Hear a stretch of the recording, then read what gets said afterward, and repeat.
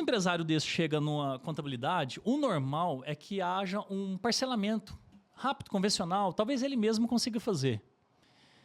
Então, eu queria perguntar para você, o que justifica a Evox, sabendo que ele mesmo poderia fazer um parcelamento para ele, e o que justifica a Evox? Onde a gente poderia ajudar esse empresário que, às vezes, por exemplo, fez um parcelamento, às vezes tem que pagar agora uma entrada de 10%, 20%, então eu queria que você falasse um pouco disso. Eu sei que eu fiz umas 3 perguntas em uma só, fica à vontade para esse início desse tema, tá ok? Maravilha, vamos lá.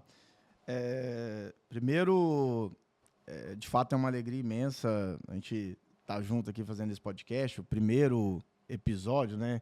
Espero que de centenas aí de podcasts para ajudar o empresário a facilitar a vida, né? Porque o direito tributário, o tributo no país de um modo geral, e o nosso país principalmente, é muito complexo. Então, o empresário tem uma dificuldade muito grande de conciliar o operacional da empresa, a atividade operacional, com o conhecimento tributário. Então, nós que somos da área, estamos estudando todo dia, né, o tempo inteiro. Você imagina um empresário, né, Rodrigo, que está ali pensando no transporte da mercadoria que ele acabou de fabricar, pensando no serviço que ele tem que entregar, e etc. E também falar, nossa, eu ainda tenho que entender da parte tributária aqui do meu negócio, né, porque é muito complicado, né?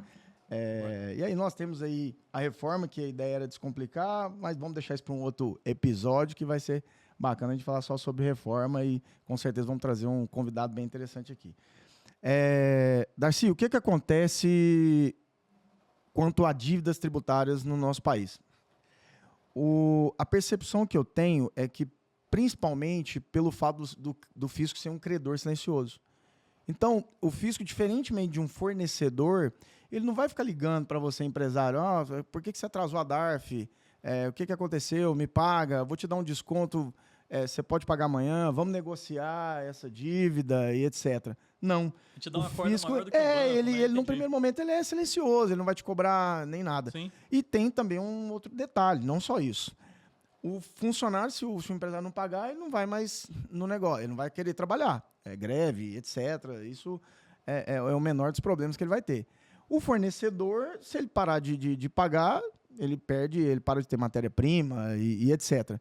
O fisco, num primeiro momento, isso não acontece. Ele já deixa de ter regularidade fiscal, que é algo que vai ter um impacto muito grande no negócio deles. Isso quer dizer que normalmente é a primeira dívida a se deixar em aberto. Com certeza. É uma escolha do empresário, né? Exatamente. Faz um planejamento quando é necessário isso. Entendi. Exatamente. No momento dele fecha o caixa dele lá com o financeiro e ele vê as contas a pagar. A primeira que ele tira da lista, quando ele não consegue pagar tudo, é o tributo. Isso é um fato, né? Na prática é o que acontece. Com isso, o endividamento tributário aumentou muito no nosso país. Eu não digo nem que é da pandemia para cá, tá? Eu vejo que já acontecia antes. O que aconteceu é que na pandemia fortificou muito a visão para essa questão do passivo tributário. É um instituto que nós vamos falar aqui hoje, que é a transação tributária, que é a negociação da dívida tributária, né? Antes não se tinha isso. O contribuinte ele era cobrado, executado, penhora de bens, bloqueio em contas, etc., sem a oportunidade de negociar isso como ele faz, por exemplo, com o banco, com o fornecedor, até mesmo com o funcionário, numa ação trabalhista, quando ele faz um acordo. Exato. No caso da dívida tributária, não tinha essa possibilidade. Onde ele tinha uma possibilidade de uma negociação diferente? Num refis, quando algum presidente, por exemplo, sancionava um refis para tentar ajudar esses contribuintes devedores. Vem acontecendo esses refis, esses PERT, essas oportunidades dentro da Receita? Como é que está? Não, o último foi em 2017. Né? Na verdade, nós tivemos um agora no governo do Bolsonaro, voltado para a empresa do Simples Nacional. Tá? Só que foi, vamos dizer assim, foi um refis só para Simples Nacional. Tivemos outras negociações em termos de refis na Receita, mas nada impactante como o último refis de 2017. Olha tá? aqui, pessoal, o que eu já ensino, só para vocês terem noção, a gente vê muito empresário dizendo o seguinte: vou atrasar e esperar uma oportunidade da Receita em trazer um PERT, uma oportunidade de financiamento. E isso não vem acontecendo desde 2017. Tá? Só se atente a isso, mas ok, pode falar. Exatamente, isso é um ponto importante. Então, o que aconteceu na prática, Darcy? o fisco, né, já havia no CTN a legislação autorizando esse tipo de negociação. Tá? Como a ideia aqui do podcast, pessoal, é facilitar a vida de vocês, é falar direto com o empresário, eu vou evitar de ficar falando muito artigos, muita coisa nesse sentido, muito técnico, para não dificultar, para dificultar o entendimento de quem está nos ouvindo. Não que esse podcast não seja também para um advogado, para um contador que é da área e tem um conhecimento técnico. Mas como o nosso foco é falar direto para o empresário, para quem não tem um conhecimento técnico, nós vamos evitar fazer isso durante os nossos podcasts, vocês vão perceber isso aí na prática. Então, nós já tínhamos lá no CTN autorização para as negociações, mas o artigo específico que tratava disso, que é o artigo 171 do CTN, ele exigia uma lei que trouxesse como essas negociações se dariam no âmbito dos órgãos federativos. Então, tanto da União quanto dos estados e municípios. Hoje nós estamos falando especificamente, pessoal, da dívida federal, tá? Nós, em outros episódios, vamos falar de possibilidade de negociação com os estados, com os municípios, etc. Mas tudo que a gente falar hoje, nós estamos falando da negociação com a União, com o federal, com o governo federal. Também com as autarquias, né? Isso, exatamente, que aí é o âmbito que envolve a União. Então, a partir do advento dessa lei, que ela, na verdade, foi uma medida provisória em 2019, medida provisória 899, e ela foi convertida na lei 13988, a partir daí abriu-se a possibilidade de negociação direta com o fisco, independentemente de um refis.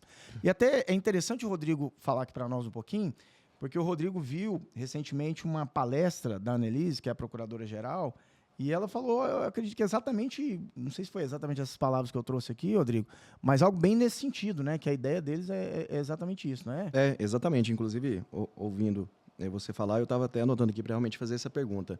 Eu estive recentemente numa palestra com a Annelise, né, que é atual chefe da PGFN, e ela disse exatamente isso, que o intuito do Instituto da Transação é realmente colocar contribuinte e fisco na mesma mesa e viabilizar uma negociação que possibilite o contribuinte pagar suas dívidas tributárias e evitar uma execução fiscal, evitar penhoras, enfim, dilapidação do seu patrimônio. Então, a pergunta que eu te faço, Gersino, é se na prática realmente há essa flexibilidade e se os contribuintes têm realmente conseguido negociar seus débitos tributários com maior prazo, com maiores descontos junto à PGFN. Como se tivesse, antes de Gersino responder, é como se estivesse humanizando a negociação, coisa que a gente via que era muito amarrado no passado. E a pergunta do Rodrigo, ela vai de encontro a uma promessa, então, que aconteceu, de humanizar, flexibilizar, facilitar. Isso vem acontecendo de verdade? Muito, muito. E o que é interessante é a evolução disso. Porque você percebe lá no início, quando você iniciava uma tratativa direto com a Procuradoria, era algo estranho para os próprios procuradores. Eles não estavam habituados com aquilo. A Procuradoria, ela foi criada para quê? O advogado da Receita Federal. Vamos pensar assim na prática. A Procuradoria, ela é um órgão para cobrar, executor, de cobrar o que o contribuinte deixa de pagar lá no âmbito da Receita Federal. Então, eles foram treinados, foram criados para serem executores, para cobrar. E em um dado momento, fala assim, não, a partir de agora, antes de cobrar, vocês vão negociar. Antes de cobrar, senta com o contribuinte, conversa com ele, vê o que a gente pode fazer. É claro, gente, que isso tem limites, né? O procurador, ele não pode, não pensem que vai ser assim, tá? Você vai sentar numa mesa com o procurador e falar, eu quero pagar isso em 200 vezes, eu quero pagar assim, toma esse bem. E tudo a lei traz as regras e os limites.